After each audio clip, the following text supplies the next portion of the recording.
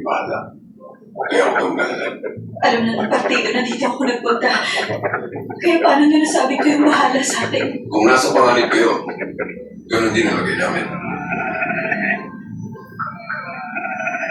Pinapangarap ko. Nandito ako. Para masulungan kayo.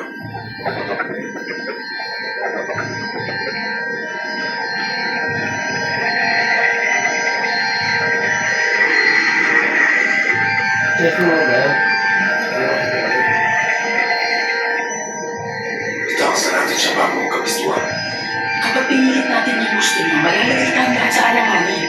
Hindi pa nag-verify ang testimony ni Chess sa mga tsaka wala naman